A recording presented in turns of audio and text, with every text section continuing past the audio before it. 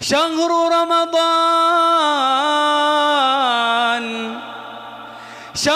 رمضان الذي أنزل فيه القرآن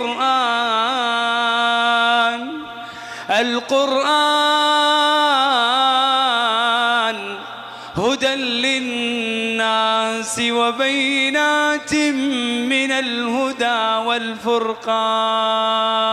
أعوذ بالله السميع رب العالمین والصلاة والسلام على سید الانبیاء والمرسلین وعلى آلہ واصحابہ اجمعین، اما بعد.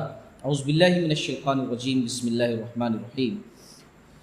19ویں پارے کا مختصر سا خلاصہ پیش کیا جا رہا ہے. 19ویں پارے میں سورۃ الفرقان، سورہ الشعراء اور سورہ النمل موجود ہیں. سورۃ الفرقان کا ابتدائی حصہ 18ویں پارے کے اندر گزر چکا ہے. سورۃ الفرقان کا ایک بڑا حصہ جو ہے وہ 19ویں پارے میں موجود ہے. اللہ رب العالمین نے سورۃ الفرقان کی ایک آیت میں، آیت نمبر 30 کے اندر اس سچویشن کو بیان کیا ہے کہ جب قیامت کا منظر ہوگا اور اس منظر میں رسول اللہ صلی اللہ علیہ وسلم اپنے امت کے خلاف، بلکہ یوں کہہ لیجئے کہ اپنی امت کے بہت سارے لوگوں کے خلاف ایک مقدمہ دائر کریں گے. اللہ تعالیٰ کی عدالت، امت کے لوگ موجود ہیں اور رسول جو ہے اللہ کی عدالت میں ایک مقدمہ دائر کریں گے ایک چیز کے بارے میں، اور اس کا تذکرہ یہاں اس آیت میں کیا گیا. اللہ کے نبی صلی اللہ علیہ وسلم کہیں گے، اے میرے پروردگار، بے شک میری امت نے اس قرآن کو چھوڑ رکھا تھا.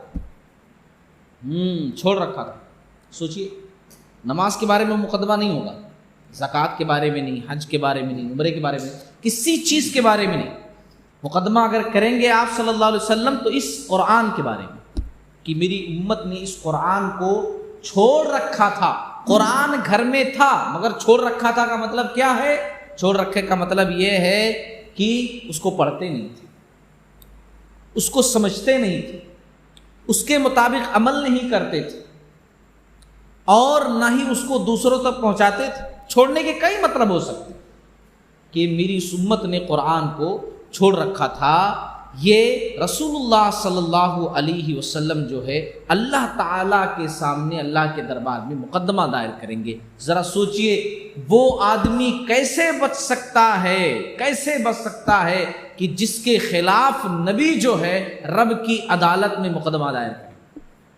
نبی، رسول جن کے تعلق سے ہم سوچتے ہیں کہ ہماری شفاعت کریں گے، بے شک ہماری شفاعت کریں گے، لیکن اگر ہم نے قرآن کو چھوڑ دیا، گھر کے اندر قرآن رکھا ہوا ہے، پھر بھی بیٹھ کر کے خالی فضائل اعمال پڑھ رہے ہیں، قرآن نہیں پڑھ رہے ہیں، سمجھ رہے ہیں فضائل اعمال کو، دوسری کتابوں کو، مگر قرآن مجید کو سمجھ کر نہیں پڑھ رہے ہیں. دنیا بھر کی کتابیں، لٹریچر سب پڑھ رہے ہیں، سمجھ رہے ہیں، لیکن جس کو سمجھنا چاہیے وہ نہیں سمجھ رہے ہیں. ایسے شخص کے خلاف نبی گواہی دینا تو دور کی بات، بلکہ اللہ کے دربار میں مقدمہ دائر کریں گے، میری امت نے قرآن چھوڑ رکھا تھا. باری تعالیٰ، میری امت نے قرآن چھوڑ رکھا. تو امت کے اندر وہ لوگ پکڑے جائیں گے جنہوں نے قرآن کو سمجھا نہیں. جو لوگ قرآن سے دور رہے، قرآن کو سمجھنے سے دور رہے، سمجھنا نہیں چاہے، ان کو سخت سزا دی جائے گی. کیونکہ نبی جب دعویٰ کر رہا ہے تو ظاہر سی بات ہے رب العالمین کیسے ٹالیں گے؟ یعنی رب اپنے نبی کی بات ضرور سنیں گے. اس کے بعد سورۃ الفرقان کے اندر ایک آیت میں، آیت نمبر 43 سے 43، اللہ تعالیٰ نے تذکرہ کیا کہ بہت سارے لوگ دنیا کے اندر ایسے ہیں کہ جو اپنے نفس کے غلام ہیں، اپنے نفس کے غلام، نفس کو معبود بنائے ہوئے ہیں. سمجھنے والی بات ہے. معبود کا مطلب ہوتا ہے کہ جس کی عبادت کی جائے. جیسے اللہ ہمارا معبود ہے، کیوں؟ ہم عابد ہیں. عابد کا مطلب عبادت کرنے والا. معبود جس کی عبادت کی جائے. ہم عابد، اللہ تعالیٰ معبود. یہاں اللہ نے کہا ہے ارأیت من اتخذ الہہ ہواہ، کیا آپ نے اس شخص کو نہیں دیکھا جو اپنے خواہش نفس کو اپنا معبود بنائے بیٹھا ہے؟ معبود وہ ہوتا ہے کہ جب وہ کچھ کہے فوراً ہم مان لیں. اب اگر ہم نفس کی ماننا شروع کر دیں تو اس کو ہم نے معبود بنا لیا. ہم سوئے ہوئے ہیں, اذان کی آواز ہمارے کانوں میں پڑ رہی ہے, لیکن نفس کہہ رہا ہے اتنی نیند آ رہی ہے کیوں اٹھنا, سوئے رہو, چادر دراؤ اوپر کر لے, اچھے سے سو جاتے. تو ہم نے کس کی مانی؟ وہاں اللہ کی طرف سے آواز دی جا رہی ہے, حی علی الصلاۃ, آؤ نماز کے لیے, حی علی الفلاح, آؤ کامیابی کے لیے, الصلاۃ خیر من النوم, نماز نیند سے بہتر ہے. اور ہم نے کیا کیا؟ نفس نے کہا سو جاؤ, ہم نے سو گئے. تو ہم نے کس کو مانا؟ اس کو معبود بنا لیا ہے. نہیں, اللہ کچھ کہے, ہمارا دل کچھ اور کہے, نہیں ہمارا دل یہ چاہ رہا ہے, تو کیا ہو جا رہا معلوم؟ اللہ کو چھوڑ کر کے ہم اپنی دل کی جب مان لیتے ہیں تو اس کا مطلب ہے کہ ہم نے معبود رب کو نہیں بلکہ اپنے دل کو بنا لیا ہے. اور جو دل کو معبود بنا لے, ظاہر سی بات ہے اس کا نقصان ہی نقصان ہے, خسارہ ہی خسارہ ہے. تو یہ اللہ تعالیٰ نے یہاں پر تذکرہ کیا. پھر اس کے بعد اللہ رب العالمین نے اپنی عظیم قدرت کا تذکرہ کیا ہے, بڑی عظیم قدرت کا. دیکھو اللہ نے فرمایا وَهُوَ الَّذِي مَرَجَ الْبَحْرَيْنِ هَذَا عَذْبٌ فُرَاتٌ وَهَذَا مِلْحٌ أُجَاجٌ, اور وہی ہے جس نے دو سمندر آپس میں ملا رکھے ہیں, ایک میٹھا ہے مزیدار اور دوسرا کڑوا ہے کھارا. اس کا دو مطلب, ایک مطلب تو یہ ہے کہ جیسے عام طور سے ہم فوٹو میں دیکھتے ہیں کہ دو دریا ایک ساتھ ہیں مگر پانی کا رنگ دونوں الگ الگ ہے, دیکھتے ہیں نا دنیا کے اندر ایسی جگہ موجود ہے. ایک تو وہ, ایک دوسرا مطلب یہ ہے کہ اس دنیا کے اندر 3 حصہ پانی ہے, یعنی سمندر ہی سمندر, اور ایک حصہ خشکی ہے. پوری دنیا کو اگر ملا لیا جائے تو 3 حصہ پانی ہی پانی ہے, ایک حصہ خشکی ہے یعنی خالی جگہ سمندر کے علاوہ, اور اسی پر دنیا آباد ہے. وہیں پر جہاں جہاں خالی جگہ ہیں, بڑے بڑے شہر, بڑے بڑے ملک وہیں پر آباد ہیں, ہے نا. تو جو آبادی والی جگہ پر گڑھے, تالاب, کنویں, دوسری جگہیں ہیں, یا ہم بور کے ذریعے سے پانی نکالتے ہیں, وہ سب میٹھا ہوتا ہے, وہ سب میٹھا ہوتا ہے. یعنی جو تالابوں میں, گڑھوں کے اندر جو پانی رہتا ہے اتنا کھارا نہیں ہوتا بنسبت سمندر کے. سمندر کا پانی جو زیادہ ہے, 3 حصہ ہے, وہ کیا ہے؟ پورا کھارا ہے. یہ جو ہے میٹھا ہے. ابھی ہمارے پاس پینے کا پانی جو آتا ہے نا, وہ کیا ہے؟ میٹھا ہے. وہ بھی پانی اسٹور ہے نا, جمع ہے, لیکن کیا ہے؟ میٹھا ہے, ہم پیتے ہیں. لیکن سمندروں میں آپ جائیں گے, جو زیادہ ہے پانی کی مقدار, وہ سب کھارا ہے. اور اللہ کی قدرت یہی ہے, کھارا پانی ہے اسی لیے اچھا ہے. اگر وہ میٹھا پانی ہوتا نا تو میٹھا پانی کیا ہوتا ہے؟ زیادہ دنوں تک میٹھا پانی اگر بہت دنوں تک رکھا رہے, آپ کسی میں بھر کر کے رکھ دو, میٹھا پانی خراب ہو جاتا ہے. کھارا پانی جلدی نہیں خراب ہوتا. دوسری چیز, میٹھے پانی میں کوئی چیز گر جائے تو پانی کے اندر سے بو آنے لگتی ہے.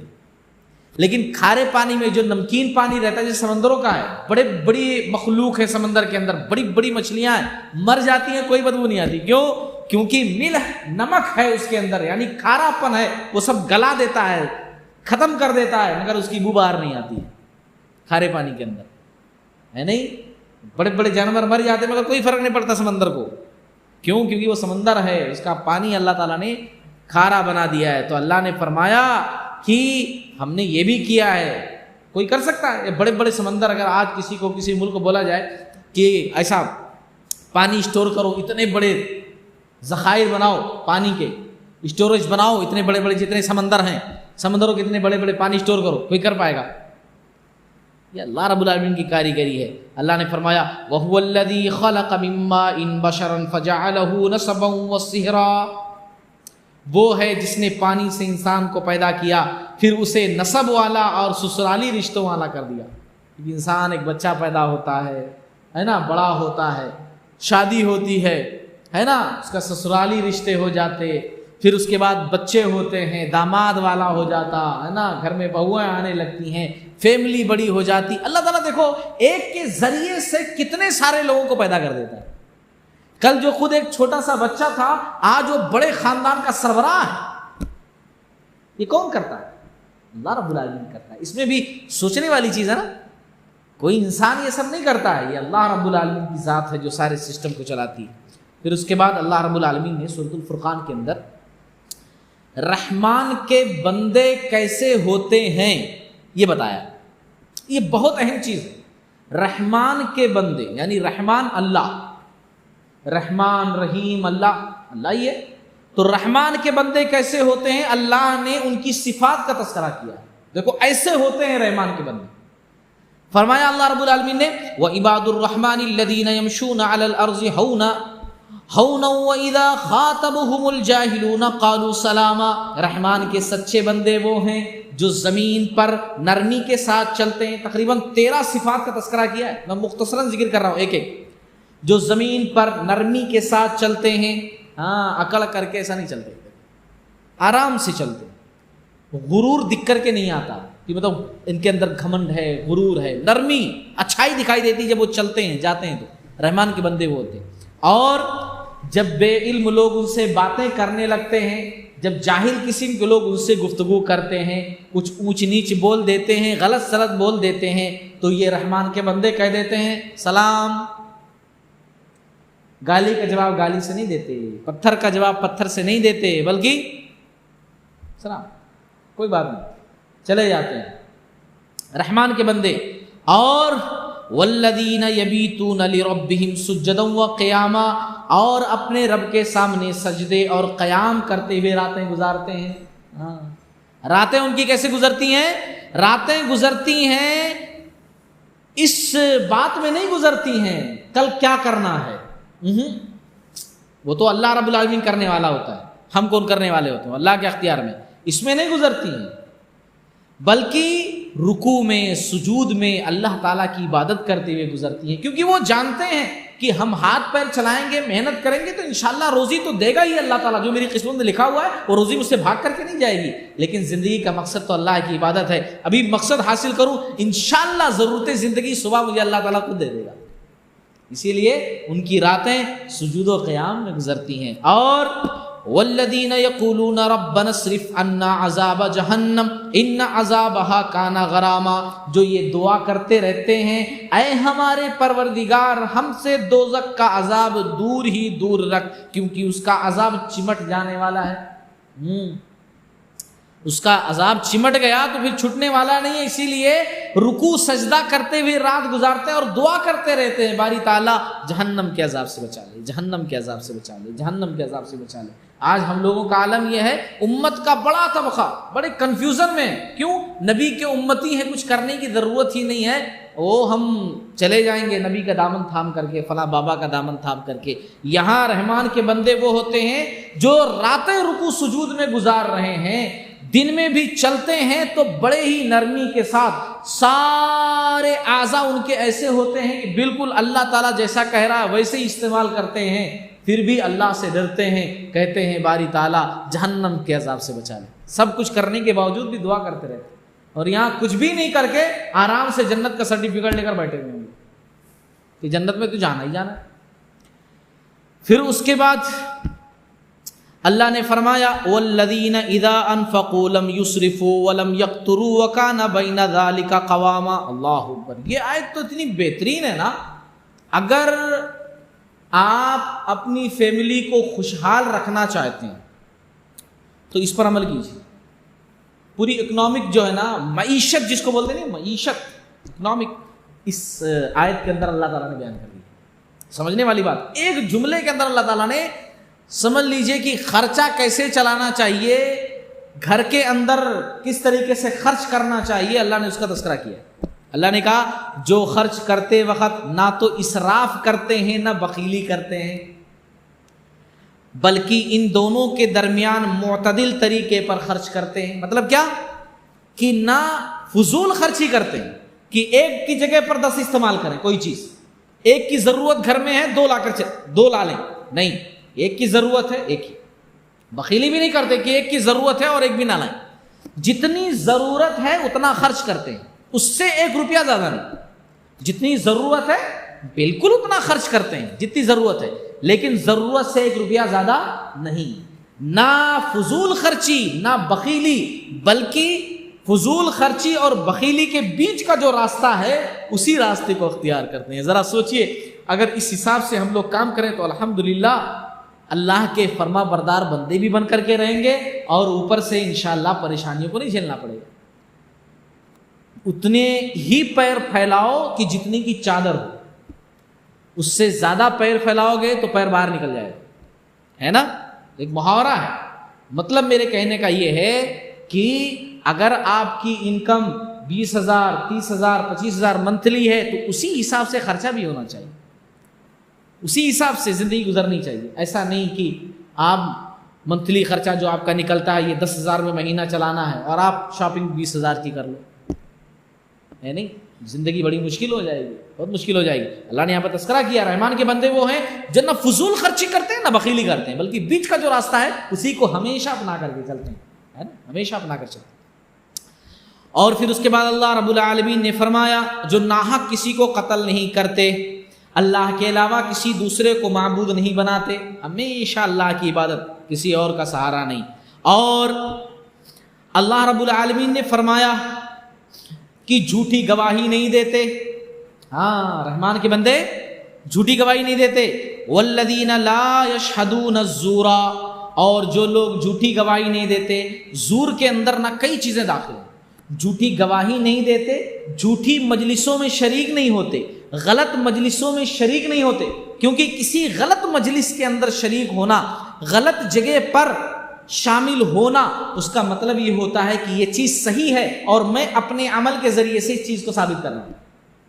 موجود ہونا مطلب اس چیز کو سپورٹ کرنا. تو رحمان کے بندے وہ ہیں جو کسی غلط مجلس کو سپورٹ ہی نہیں کرتے کسی بھی طریقے سے, نہ زبان سے جھوٹی گواہی, نہ اپنے اعمال سے جھوٹی گواہی, اور نہ اپنے وجود سے جھوٹی گواہی, کسی قسم کے نہیں. غلط مجلس میں شریک ہی نہیں ہوتے. بہت سارے لوگ ہوتے ہیں نا کہ ارے جا کر کے خالی بس شکل دکھا کر کے چلے آئیں گے. نہیں نہیں, رحمان کے بندے وہاں جاتے ہی نہیں. جو غلط ہے سو غلط. اور رحمان کے بندے, اور جب کسی لغو چیز پر ان کا گزر ہوتا ہے, بیکار چیز پر گزر ہوتا ہے, جا رہے ہیں, غلط چیز کچھ ہو رہا ہے, بہت سارے لوگ کر رہے ہیں, وہاں بول نہیں سکتے, کسی کو سمجھا نہیں سکتے, باجا بج رہا ہے, لوگ ناچ رہے ہیں, گا رہے ہیں, یا کوئی اور خرافاتی چیز ہو رہی ہے, تو شرافت سے گزر جاتے ہیں. ہاں, منڈی نیچے کر کے شرافت سے وہاں سے گزر جاتے ہیں کہ ذرا دیکھ تو کیا ہو رہا ہے, ہم بھی تھوڑا سا مزہ لے لیں. نہیں نہیں, شرافت کے ساتھ وہاں سے گزر جاتے ہیں. اور جب انہیں ان کے رب کے کلام کی آیتیں سنائی جاتی ہیں, والذین اذا ذکروا بآیات ربہم لم یخروا علیہا صما وعمیانا, جب انہیں ان کے رب کے کلام کی آیتیں سنائی جاتی ہیں تو اندھے بہرے ہو کر ان پر نہیں گرتے. ہاں, سمجھتے ہیں اس کا مطلب کیا ہے. ایسا نہیں کہ کوئی بھی آ کر کچھ بھی بول دے مان لیتے ہیں. نہیں, رب کی آیتیں سنائی جاتی ہیں نا تو بڑے غور سے سنتے ہیں, سمجھتے ہیں, اس پر عمل کرتے ہیں. ایسا نہیں سنا ہے کوئی بھی سنا دو, ان کا کام ہے نا سنانا, انہوں تو سنا ہی رہے.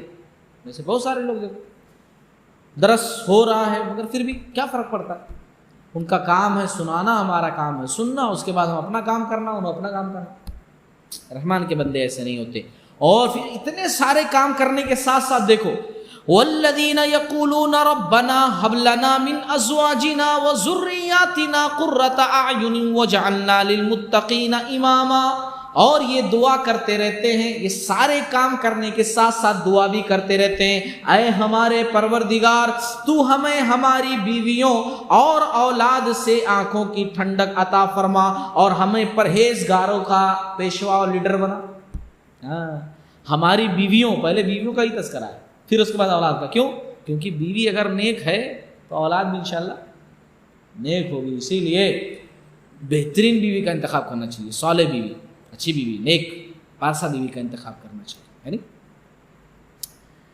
اللہ نے فرمایا ان کا تذکرہ کرنے کے بعد, ان کی صفات بیان کرنے کے بعد کہ رحمان کے بندے دیکھو, اللہ نے فرمایا اولئک یجزون الغرفۃ بما صبروا ویلقون فیہا تحیۃ وسلاما, یہی وہ لوگ ہیں جنہیں ان کے صبر کے بدلے جنت کے بلند اور بالا خانے دیے جائیں گے. جنت کے اندر اونچی اونچی بلڈنگیں انہی لوگوں کی دی جائیں گی جہاں انہیں دعا سلام پہنچایا جائے گا. فرشتے سلام کریں گے, سوچو. ہاں, فرشتے سلام کرنے آئیں گے، سلام کرنے آئیں گے۔ یہاں آج دنیا کے اندر ہمارے گھر پر کوئی بڑا لیڈر آ جاتا ہے نا، ارے فلاں صاحب آئے تھے نا ہمارے یہاں عید پر، فلاں لوگ فوٹو لے کر کے نا شیئر کر دے، دیکھو فلاں صاحب آئے تھے، ایم ایل اے صاحب، ایم پی صاحب، فلاں صاحب ہے نا، وہ فلاں لیڈر صاحب ہمارے گھر پہ آئے تھے، او فلاں صاحب ہمارے رشتے دار ہیں۔ لوگ فخر سے بیان کرتے ہیں۔ یہاں جب جنت کے اندر رہیں گے نا تو فرشتے جبریل علیہ السلام بھی ملنے کے لیے آئیں گے، کیا منظر ہوگا نہیں؟ انشاءاللہ ہوں گے، ساتھ میں ہوں گے انشاءاللہ ہے نا، وہاں فرشتے ملنے کے لیے آئیں گے۔ خالدین فیہا حسنت مستقرا و مقاما، اس میں یہ ہمیشہ رہیں گے، بہت ہی اچھی جگہ اور عمدہ مقام ہے جنت، ہاں وہاں جنت میں رہیں گے، وہاں جنت میں رہیں گے انشاءاللہ۔ تو یہ رحمان کے بندے کیسے ہوتے ہیں، اللہ نے اس کا تذکرہ کیا ہے نا، رحمان کے بندے ایسے ہوتے ہیں۔ پھر اس کے بعد سورہ شعراء، شاعر کی جمع شعراء، اس میں اللہ رب العالمین نے ایک جگہ شاعروں کا تذکرہ کیا ہے۔ سورہ شعراء، شاعر کی جمع شعراء، اس سورہ کے اندر مختلف نبیوں کا تذکرہ کیا گیا، جیسے اللہ رب العالمین نے موسیٰ علیہ السلام کا تذکرہ کیا ہے، ابراہیم علیہ السلام کا تذکرہ کیا ہے، نوح علیہ السلام کا تذکرہ کیا ہے، ہود علیہ السلام کا تذکرہ کیا ہے، لوط علیہ السلام کا تذکرہ کیا ہے، صالح علیہ السلام کا تذکرہ کیا ہے نا۔ ان نبیوں کا اور ان کی قوم کے مختلف واقعات اللہ رب العالمین نے اس سورہ کے اندر ذکر کیے ہیں۔ دیکھو، غلطی مان لینا، غلطی ہو جائے تو غلطی تسلیم کر لینا اور اس پر معافی مانگ لینا، یہ اچھے لوگوں کی نشانی ہوتی ہے۔ غلطی کرنا، غلطی سے مکر جانا، چوری اوپر سے سینہ زوری کرنا، یہ برے لوگوں کی نشانی ہوتی ہے۔ اللہ تبارک و تعالیٰ نے اس سورہ میں آیت نمبر 20 میں ایک بات کا تذکرہ کیا کہ موسیٰ علیہ السلام سے ایک مرتبہ کیا ہوا تھا مصر کے اندر کہ فرعون کے خاندان کے ایک آدمی کا مرڈر ہو گیا تھا، غلطی سے ہو گیا تھا۔ دو لوگ لڑ رہے تھے، اب انہوں چھڑانے کے لیے گئے، طاقتور تھے، تو چھڑانے کے چکر میں ایک مار دیا اور سامنے والا مر گیا۔ تو اس ڈر سے انہوں بھاگ گئے تھے مدین۔ پھر جب نبی بنائے گئے اپنی بیوی کے ساتھ، اس سے پہلے پاروں میں تذکرہ ہوا میں نے کیا، تو جب وہ آئے اور فرعون کے پاس گئے دعوت لے کر کے کہ اللہ نے مجھے نبی بنایا ہے اور تم اللہ کی عبادت کرو، یہ خدائی دعویٰ جو تم کہتے ہو کہ میں معبود ہوں، میری عبادت کی جائیے، میں سب کچھ کرتا ہوں، یہ سب چھوڑو، اللہ کی عبادت کرو۔ تو اس نے کہا تم وہی ہو نا جو ہمارے ایک بندے کو مار کے بھاگ گئے تھے، تم وہی ہو نا۔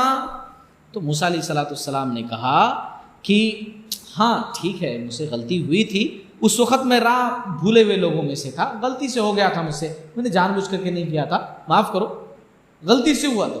مطلب اس چیز کو نہیں کہا کہ ہاں کیسا ہو گیا تھا ایسا کچھ بھی نہیں، ہاں ٹھیک ہے اس وقت ہو گیا تھا، غلطی سے ہو گیا، تسلیم کیا اس چیز، مانا اس چیز کو۔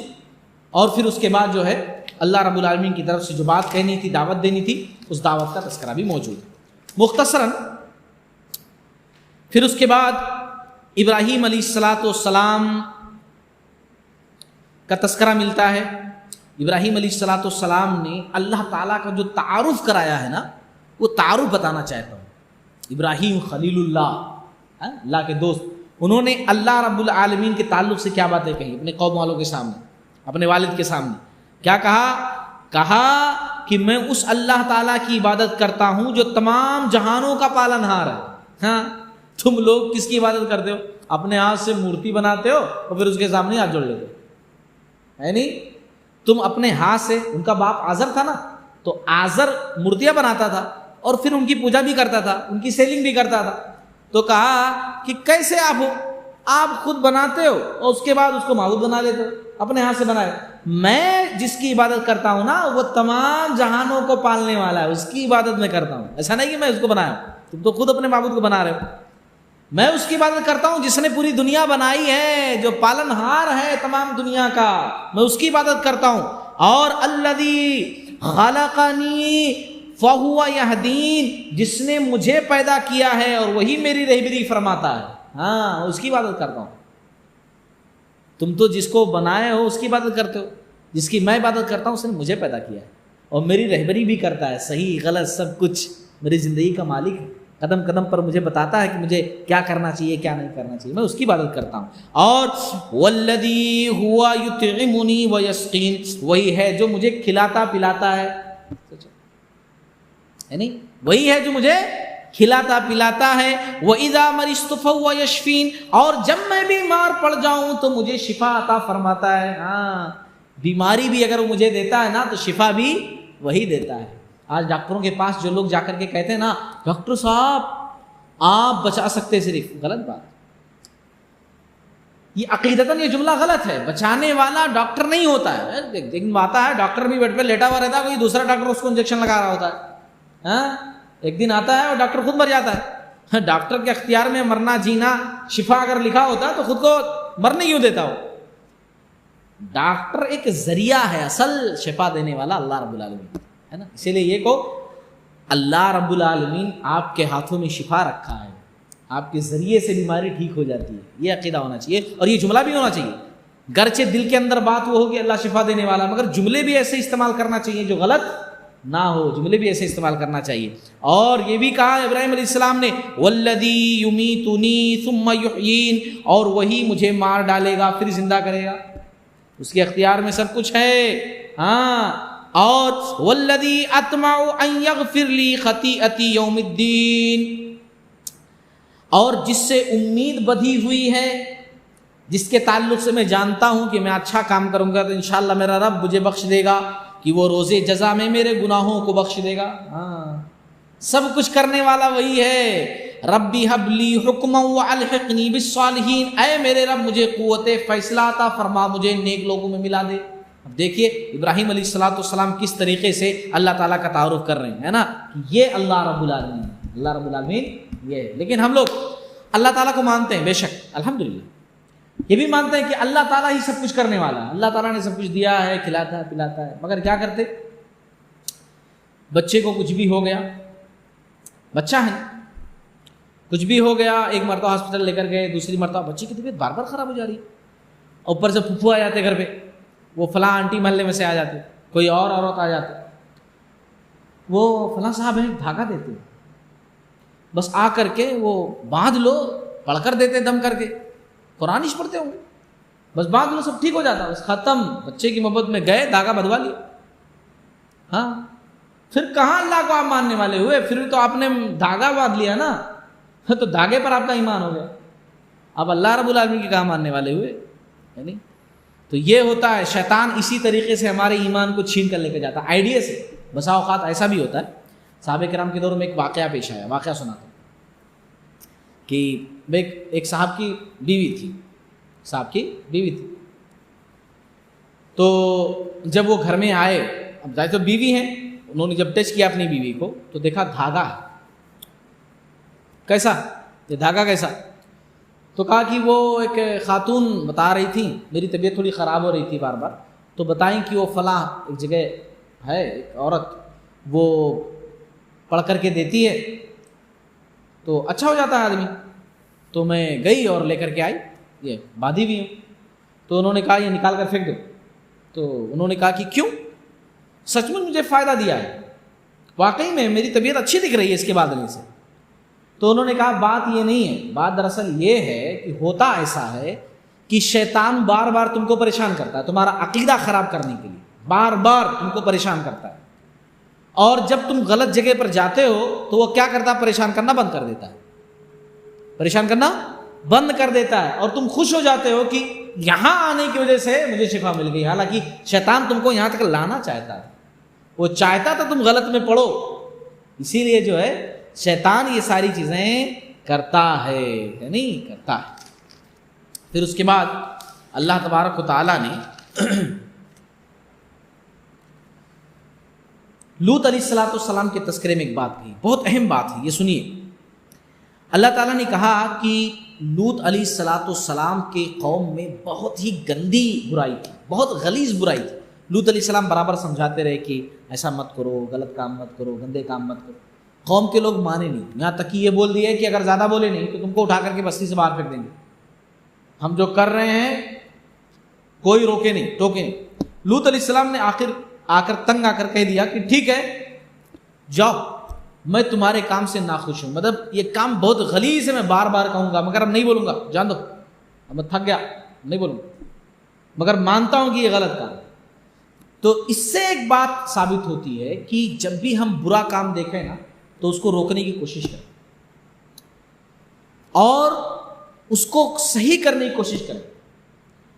اگر پھر بھی وہ چیز نہیں صحیح ہو رہی ہے, ہم جان رہے ہیں کہ یہ غلط ہے, اب جو ہے جو ہم بار بار بولنے پر بھی کچھ نہیں ہو رہا ہے, خاموش ہو گئے, تو اللہ تعالیٰ ہماری گرفت نہیں کرے گا. کیوں؟ کیونکہ ہم نے حق ادا کر دیا. ہم وہاں بولے کہ یہ غلط ہے, یہ غلط ہے, یہ غلط ہے, یہ غلط ہے, ہم بولے, لیکن غلط ہو رہا ہے, سیدھے چلے جا رہے, کچھ بھی نہیں, ہاں کرنے دو, میں اپنی قبر میں جاؤں گا, انہوں اپنی قبر میں جائیں گے, کیا فرق پڑتا ہے. اگر ایسا ہوتا رہا نا تو اللہ تعالیٰ پوچھے گا, یہاں پکڑے جائیں گے, اللہ تعالیٰ پوچھے گا کہ وہاں غلط ہو رہا تھا تم بولے کیوں نہیں, وہاں غلط ہو رہا تھا تم ٹوکے کیوں نہیں, ہاں ٹوکے کیوں نہیں, اللہ تعالیٰ پوچھے گا, اللہ تعالیٰ سوال کرے گا. تو اسی لیے بولنا چاہیے, ٹوکنا چاہیے. پھر اس کے بعد اگر وہ لوگ نہیں سدھر رہے ہیں, نہیں مان رہے ہیں, تو پھر اللہ رب العالمین دیکھ رہا ہے نا کہ ہماری جو ذمہ داری تھی ہم نے ذمہ داری ادا کر دی ہے, باقی اللہ رب العالمین کی مرضی ہے. پھر اس کے بعد سورہ شورا کے اندر اللہ رب العالمین نے آگے آیت میں وہی جیسا کہ میں نے ذکر کیا, شورا شاعر لوگوں کا تذکرہ کیا. شاعر لوگ, یہ ان شورا کی بات اللہ رب العالمین نے کی ہے جو کچھ بھی نہیں کرتے, اچھا کام نہیں کرتے, بس خیالات میں ڈوبے رہتے ہیں, بس خیالات سوچ کر کے خالی شعر بناتے رہتے, سوچ کر کے خالی شعر بناتے, بس وہ ڈوبے ہوئے ہیں, ہے نا, عجیب باتیں کر رہے ہیں. ایسے شعراء کے بارے میں اللہ نے تذکرہ کیا. ورنہ صحابہ کرام میں سے جو ہے حسان بن ثابت وغیرہ رضی اللہ تعالیٰ عنہ, یہ بھی شاعر تھے, مگر ان کی تعریف کی ہے آپ صلی اللہ علیہ وسلم نے. کیوں؟ اسی لیے کہ جب کفار مکہ شعر کہہ کر کے, ہے نا, اشعار کہہ کر کے آپ صلی اللہ علیہ وسلم کی برائی بیان کرتے تھے, تو یہ اچھے نعت پڑھ کر کے آپ صلی اللہ علیہ وسلم کی تعریف کیا کرتے تھے. ہاں تعریف کیا کرتے تھے. آپ صلی اللہ علیہ وسلم نے اشعار نعت جو ہے ممبر پر بھی سنی ہے, ممبر پر ٹھہرا کر کے ہاں پڑھو, صحیح مسلم کی حدیث ہے. لیکن کیسے نعت جو صحیح ہوں, عقیدہ خراب کرنے والے نہ ہوں, اوٹ پٹانگ نہ ہوں, قرآن و حدیث کے الٹا نہ ہوں. ایسے نہ ہوں جیسے آج کل کے شعرا جو ہے کہتے ہیں, ہے نا, چلو سر کے بل چلیں. ایسے شعرا کو نا پکڑ کر کے سر کے بل چلانا چاہیے, ہے نا. اب دیکھیے کیسے کیسے اشعار ہوتے ہیں, ہاتھ میں تسبیح بغل میں مصلی, لب پہ جاری اللہ اللہ, کہتی ہوئی پہنچی بیت اللہ اور بولی اے میرے اللہ. سوچ, آنی خانے کعبہ مصلی تسبیح اسبیح لے کر کے وہاں اللہ تعالیٰ کے دربار میں پہنچ گئی. سوچو, پھر اس کے بعد اللہ رب العالمین کی طرف سے جواب کیا آتا ہے, میرے پردے میں وحدت کے سوا کیا رکھا ہے, جو کچھ مانگنا ہے مانگ لے محمد کے شہر میں, محمد کے شہر. ایسے اشعار, ہے نا, ایسے شعرا. تو ایسے شعرا کی برائی بیان کی ہے یہاں اللہ رب العالمین نے. کیا کہا ایسے شعرا کے بارے میں, ایسے شاعروں کے بارے میں اللہ نے فرمایا وَالشُّعَرَاءُ يَتَّبِعُهُمُ الْغَاوُونَ, شاعروں کی پیروی وہ کرتے ہیں جو بہکے ہوئے ہوں. ہاں ایسے لوگوں کی کہ ایسے اشعار سن کر, قوالیاں سن کر بول رہے ہیں بڑا نیک کام کر رہے ہیں. اللہ تعالیٰ کہہ رہے ہیں شاعروں کی پیروی وہ کرتے ہیں جو بہکے ہوئے ہوں. قرآن پڑھو, أَلَمْ تَرَ أَنَّهُمْ فِي كُلِّ وَادٍ يَهِيمُونَ, کیا آپ نے نہیں دیکھا کہ شاعر ایک ایک بیابان میں سر ٹکراتے پھرتے ہیں, جو کہتے ہیں وہ کرتے نہیں ہیں. ہاں کہتے ہیں چلو سر کے بل چلیں, کبھی گیا ہے بندہ سر کے بل مدینہ چلتے ہوئے؟ اللہ نے فرمایا وَأَنَّهُمْ يَقُولُونَ مَا لَا يَفْعَلُونَ, جو وہ کہتے ہیں وہ کرتے نہیں ہیں. ہاں کہتے ہیں کرتے نہیں ہیں, سر کے بل دوسروں کو چلا رہے ہیں اور خود کو بولو سر کے بل چلتے ہوئے جائیں. عجیب باتیں رہتی ہیں. تو اللہ رب العالمین ایسے اوٹ پٹانگ جو اشعار کہتے ہیں نا, اللہ تعالیٰ نے اس کی بیانی اس کے خلاف بات کی ہے کہ نہیں غلط, اور نہ ایسے لوگوں کی پیروی کی جائے, نہ ایسے لوگوں کی بات کی جائے. بلکہ یہ لوگ تو ایک قسم کے پاگل قسم کے لوگ ہیں جو ادھر ادھر دماغ کو خالی غلط چیزوں میں لگاتے رہتے ہیں, ہے نا. ورنہ ایسے بھی شاعر ہوتے ہیں جو اچھی بات بولتے ہیں, صحیح بات بولتے ہیں, اللہ کی بہترین تعریف کرتے ہیں, رسول اللہ صلی اللہ علیہ وسلم کی بہترین تعریف کرتے ہیں, جو حق ہے وہ حق ادا کرتے ہیں, ہے نا. پھر اس کے بعد سورہ النمل کا تذکرہ ہے. سورہ النمل کا, سورہ نمل دراصل نمل کے معنی ہوتا ہے چونٹی جو ہوتی نہیں چونٹی, اس کا تذکرہ ہے. سلیمان علیہ السلام کا واقعہ جو ہے اس سورہ میں بہت ہی واضح ہے. سلیمان علیہ السلام کو اللہ رب العالمین نے پوری دنیا پر حکمرانی دی تھی, اور ایک ایسی حکومت دی تھی اللہ رب العالمین نے، کسی اور کو نہیں دی تھی۔ پرندوں کی بولیاں سن لیتے تھے، جانور کیا کہہ رہے ہیں وہ جان لیتے تھے، چونٹی کیا بول رہی ہے وہ سمجھ لیتے تھے۔ جناتوں کو تابع بنا دیا تھا، جنات سے بولتے تھے بلڈنگ بنا دو تو جنات بناتے تھے، ہے نا۔ ہوا کو مسخر کر دیا تھا، ہوا بات مانتی تھی، ہوا کو بولتے تھے میری ایک چیئر ہے، کرسی ہے، اڑا کر لے کر کے جاؤ فلاں جگہ پر، منٹوں میں جا کر پہنچا دیتی تھی ہوا۔ اللہ تعالیٰ نے ایسی حکومت عطا فرمائی تھی سلیمان علیہ السلام، ہے نا، سلیمان علیہ السلام کو۔ آج سائنس نے، ٹیکنالوجی نے بڑی ترقی کر لی، آج اسکولوں میں، کالجز میں بڑے بڑے پروفیسر ہیں، بڑی بڑی کتابیں پڑھاتے ہیں۔ کوئی یہ قرآن لے جا کر کے ان کو بتائے کہ پرندے آج کیا بولتے ہیں، ذرا بتاؤ ترجمہ کر کے، سن کر کے، یہ جو کوئل بول رہی ہے اس کا مطلب کیا ہے، یہ بلبل جو چہچہا رہی ہے اس کا مطلب کیا ہے نا، یہ طوطا مینا جو آپس میں گفتگو کر رہے ہیں ایک ڈالی پر بیٹھ کر کے، یہ آپس میں کیا کہہ رہے ہیں، کون سی گفتگو کر رہے ہیں، کوئی اگر بتائے، کوئی پروفیسر، کوئی سائنسداں بتائے۔ اللہ رب العالمین نے سلیمان علیہ السلام کو ایسی حکومت دی تھی، اور واقعے کا تذکرہ کیا اللہ تعالیٰ نے، کہا کہ سلیمان علیہ السلام نے تمام لشکر کے ساتھ نکلے، جنات کا الگ لشکر، انسان کا الگ لشکر، جانوروں کا الگ لشکر ایک دم نکلے، اور پھر اس کے بعد جو ہے پرندے ورندے سب جمع کر کے پوری لشکر کی شکل میں نکلے۔ راستے میں پہنچے، تھوڑی دور پر دیکھا ایک چونٹی سامنے موجود ہے، باقی چونٹیوں سے کہہ رہی ہے او جلدی جلدی جلدی جلدی گھر میں گھس جاؤ، گھر میں گھس جاؤ، کہیں ایسا نہ ہو کہ بے خبری میں سلیمان اور اس کا لشکر تمہیں روٹ ڈالے۔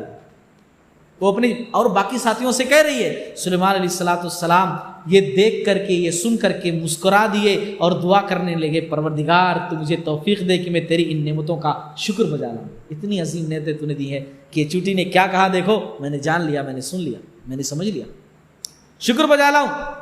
اور پھر اس کے بعد ہدہد ملکہ بلقیس، ہے نا، ملکہ سبا کا تذکرہ اللہ تعالیٰ نے کیا ہے۔ آیت نمبر آپ دیکھیے 20، 21، اس کے بعد کی آیات جو ہیں اسی واقعے کے بارے میں کہ ایک مرتبہ کیا ہوا، سلیمان علیہ السلام نکلے، سلیمان علیہ السلام نکلے، ان کے ساتھ جو ہے ہدہد پرندہ رہتا تھا۔ ہدہد بولے تو کیسا پرندہ رہتا ہے جس کو پانی زمین کے نیچے دکھائی دیتے ہیں۔ وہ پرندہ اس لیے رکھتے تھے ساتھ میں سلیمان علیہ السلام کہ وہ دیکھ لے پانی کہاں ہے، اور جناتوں سے کنواں کھود کر کے جو ہے پانی نکالا جا سکے فوج کے لیے۔ جنات جلدی جلدی کام کر دیتے، جناتوں کو اللہ نے پاور دیا نا، سپر پاور۔ تو ہدہد لشکر سے غائب۔ سلیمان علیہ السلام نے کہا ہدہد دکھائی نہیں دے رہا، کہاں چلا گیا؟ غصے میں آئے، تھوڑا ضرورت تھی، کہاں غائب ہے؟ بہت دیر کے بعد ہوا ہے، آ کر کے کہا، سلیمان علیہ السلام نے پوچھا جب کہاں گئے تھے؟ اس نے کہا کہ دراصل میں ایک عجیب چیز دیکھ کر کے آیا ہوں، میں عجیب چیز دیکھ کر آیا ہوں، مختصراً میں واقعہ ذکر کر رہا ہوں۔ اس نے کہا کہ میں دیکھ کر کے آیا ہوں، ایک قوم ہے، حالانکہ بہت طاقتور قوم ہے، اور اس کی حکمراں ایک عورت ہے، ہاں عورت ہے اس کی حکمراں، یعنی ایک پرندہ ہے، اس کو بھی سمجھ میں آ رہا ہے کہ ایک عورت کو حکمراں نہیں ہونا چاہیے۔ ہاں آج ہمارے گھروں کے اندر حکمراں عورت ہی ہے نا۔ بے شک عورت کی عزت کرنی ہے، بات جان لو، عورت ہمارے پیر کی جوتی نہیں، نعوذ باللہ من ذالک، بلکہ وہ پورا خاندان ہے ہمارا، ہمارے سر کا تاج ہے، ہمارا غرور ہے، ہماری عزت ہے، ہماری بلندی ہے، ہمارا وقار ہے، ہماری بیوی، ہمارے گھر کی عورتیں۔ لیکن ایک سربراہ مرد کو ہی ہونا چاہیے، ہے نا، گھر کا سربراہ مرد کو ہونا چاہیے، گھر کا جو سربراہ ہو وہ مرد ہو، اس کے فیصلے چلنا چاہیے۔ یہ الگ بات ہے کہ وہ سب کا مشورہ لے کہ ہاں یہ اس کام میں کیسا کرنا چاہیے، لیکن فیصلہ ایک مرد ہی کرنا چاہیے، عورت نہیں، کہ عورت جیسا بولے یہ کر لو جی، ہاں جی، یہ کر لو جی، یعنی ایسا نہیں ہونا چاہیے۔ تو اس سے پرندے نے اتنا سمجھ لیا، سوچ لیا کہ جو کچھ ہو رہا ہے غلط ہے، ایک عورت سربراہ۔ اور دوسری چیز اس نے کہا وہ لوگ سورج کی پوجا کر رہے ہیں، ایک پرندے کو پتا ہے کہ اللہ کو چھوڑ کر سورج کی پوجا کرنا غلط ہے، سوچو۔ اور آج انسانوں کو سمجھ میں نہیں آ رہا ہے کہ ایک اللہ رب العالمین کو چھوڑ کر کے پتھر کی مورتیوں کو پوجنا غلط ہے، لکڑی کے دیوتاؤں کو پوجنا غلط ہے، چاند سورج کو پوجنا غلط ہے، قبروں کو پوجنا غلط ہے۔ انسان کو سمجھ میں نہیں آ رہا، وہاں پرندے نے سمجھ لیا یہ سب جب کچھ ہو رہا ہے سب غلط۔ سلیمان علیہ السلام نے اس کی بات کی تحقیق کی، اور اس کے بعد کہا کہ ٹھیک ہے، اپنا لیٹر بھیجا ملکہ بلقیس کے پاس، ہے نا، ملکہ سبا کے پاس، اس عورت کے پاس، اس کی بڑی حکومت تھی کہ اسلام قبول کر لو۔ اس نے سوچا کہ جیسے عام بادشاہ ہوتے ہیں ملک کے لیے، سلطنت کے لیے، زمین کے لیے، ایک اور ملک میرے حصے میں آ جائے، اس کے واسطے لڑتے ہیں. اس نے کیا کیا؟ اپنے لوگوں سے مشورہ کر کے بہت سارے ہیرے جواہرات، سونا چاندی، گھوڑے، ہاتھی سب بھیجا دی. سلیمان علیہ السلام نے دوبارہ قاصد بھیجا، کہا کہ مجھے ان کی ضرورت نہیں ہے، اللہ نے مجھے اس سے کہیں بڑھ کر کے دیا ہے، مجھے اس کی ضرورت نہیں ہے. جو میں نے کہا اس پر غور کرو، اسلام قبول کرو، اللہ کی زمین ہے، اس زمین پر صرف اللہ کی عبادت کرو. تب اس نے سمجھ لیا کہ یہ واقعی میں نبی ہیں، یہ کوئی عام بادشاہ نہیں ہے. اور بات کرنے کے لیے جو ہے وہ کہاں آئی؟ سلیمان علیہ السلام کے پاس. بات کرنے کے لیے سلیمان علیہ السلام کے پاس آئی. اچھا جب وہاں سے چلنے لگی، سلیمان علیہ السلام کو معلوم وہاں سے نکل چکی ہے. انہوں نے کہا اس کا جو تخت ہے نا، بہت بھاری بھرکم تخت تھا، اس کا بہت وزنی تخت تھا. کہا کہ 1500 میل، جبکہ اتنا دور کا فاصلہ، کون ہے جو پلک جھپکتے میں تھوڑی دیر میں وہ تخت میرے سامنے لے کر چلا ہے؟ ایک جنات تھا جس کو کتاب کا علم تھا مجلس کے اندر، اس نے جو ہے کیا کیا؟ کہا ٹھیک ہے میں لا دوں گا، اور پلک جھپکتے ہی لایا وہ تخت. کہا تھوڑا سا ہیر پھیر کر دو، رد و بدل کر دو، تھوڑی چینجنگ کر دو، بالکل سیم مت رکھو. تخت وہاں رکھ دیا. جب ملکہ بلقیس پہنچی، سلیمان علیہ السلام نے تخت کی طرف اشارہ کیا، یہ تخت کیسا ہے؟ تو اس نے کہا کہ بالکل میرے تخت جیسا ہے. تو کہا میرے تخت جیسا نہیں ہے، تمہارا ہی تخت ہے، تمہارا ہی تخت ہے، میں نے اٹھوا لیا تمہارے آنے سے پہلے ہی. اپنی شان بتانے کے لیے کہ میرے پاس طاقت کیا ہے. اللہ رب العالمین میرے ساتھ ہے، میں اللہ کا رسول ہوں. پھر جب وہ جو ہے گھر کے اندر داخل ہونے لگی ملکہ بلقیس، تو فرش ایسا تھا جیسے کہ پانی ہو، پورا شیشہ اوپر سے نیچے جیسے پانی بھرا ہوا. اس نے سمجھا کہ یہ پانی ہی ہے، اپنے پینچے اٹھا لیے اس نے، ہے نا. جب اس نے پیر رکھا تو دیکھا کہ وہ تو فرش ہے. آج لوگ خرچہ بھی کریں نا تو بہت مشکل ایسا بنوانا، ہاں تب بھی نظر آ جائے گا کہ یہ فرش ہے نا، فرش ہے، سمجھ میں آ جائے گا. اور وہاں سلیمان علیہ السلام اس طریقے سے رہتے تھے، ایسے محل میں رہتے تھے، ہے نا، جس کو بول سکتے ہیں شیش محل، ایسے محل میں رہتے تھے. اس سے ایک بات معلوم ہوئی کہ ایک مسلمان عیش و عشرت کے ساتھ رہ سکتا ہے، ایک مسلمان بھی بڑا محل بنا کر کے اللہ تعالیٰ نے نوازا رہ سکتا ہے، بڑی بڑی گاڑیوں میں گھوم سکتا ہے، اچھے لباس پہن سکتا ہے، لیکن عیش و عشرت میں ڈوب کر کے، شاہانہ زندگی میں ڈوب کر کے اللہ کو بھول جائے، آخرت کو بھول جائے، یہ غلط ہے. ورنہ اچھے لباس استعمال کرنا، اچھے کپڑے استعمال کرنا، اچھے جوتے استعمال کرنا، یہ تمام چیزیں استعمال کرنا کوئی غلط بات نہیں ہے. سلیمان علیہ السلام استعمال کرتے تھے، اور پھر اس کے بعد وہ مسلمان ہو جاتی ہے، وہ مسلمان ہو جاتی ہیں. ہاں ملکہ. اب یہ الگ بات ہے جو بعض لوگ بیان کرتے ہیں کہ پھر سلیمان علیہ السلام سے اس کی شادی ہو گئی تھی. یہ سب قرآن میں ذکر نہیں کیا گیا ہے، اور نہ ہی کوئی سچی بات ہے. یہ قرآن نے یہی ذکر کیا ہے کہ وہ مسلمان ہو جاتی ہے. اللہ تعالیٰ ہم تمام لوگوں کو کہنے سننے سے زیادہ عمل کرنے کی توفیق